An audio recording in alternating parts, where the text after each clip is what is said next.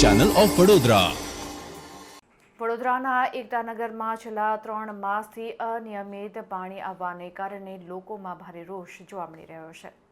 વડોદરા મહાનગરપાલિકાની ward office number 2 ખાતે એકતાનગરના રહેવાસીઓ તેમજ સામાજિક કાર્યકરો દ્વારા માટલા ફોડીને વિરોધ દર્શાવવામાં આવ્યો હતો।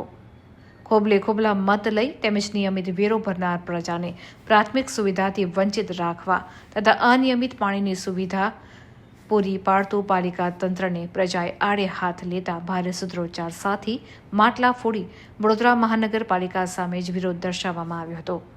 સમા વોર્ડ નંબર 2ની કચેરી એકતાનગરના રહેવાસીઓએ અનિયમિત પાણીને કારણે ત્રાહિમામ પુકારી વડોદરા મહાનગરપાલિકાના અણઘડ વહીવટને આડે હાથ લીધો હતો। આ કાર્યક્રમમાં સામાજિક કાર્યકર જીતેન્દ્ર સોલંકી તથા એકતાનગરના રહેવાસીઓ અગ્રણીઓ ઉપસ્થિત રહ્યા હતા અને માટલા ફોડીને વિરોધ દર્શાવ્યો હતો।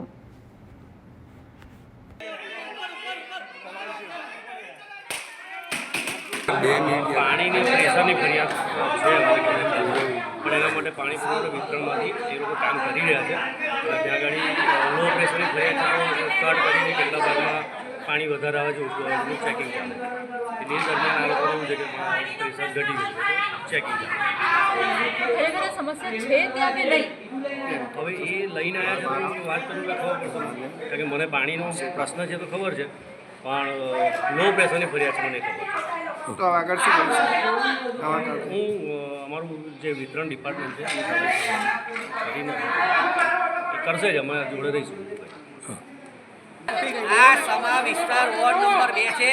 4 કાઉન્સિલરો અહીંના ભાજપના છે, ધારાસભ્ય ભાજપના છે, સાંસદ ભાજપના છે અને છેલ્લા 35 વર્ષથી આ એકતાનગરનો પ્રોબ્લેમ સોલ્વ નહીં કરી શકતા। કેમ કે અહીંયા ગરીબ પ્રજા રહે છે, એ વેરો નથી ભરતા, ટેક્સ ભરે, વેરો ભરે, બધું કરે છે તો આ લોકોને કેમ વંચિત રાખવાનો પાણીથી? હજુ ઉનાળો ચાલુ નહીં થયો પહેલાં તો પોકાર ચાલુ થઈ ગયા। ગટરનું પાણી અને પાણીની લાઈનનું પાણી બે ભેગું થઈને આવે, ઘણા લોકો બીમાર છે, છેલ્લા 6 મહિનાથી ત્રાસી ગયા હતા। એટલે આજે અમે અહીંયા હલ્લા બોલ લઈને આવ્યા છે, પબ્લિકને જનતાને લઈને।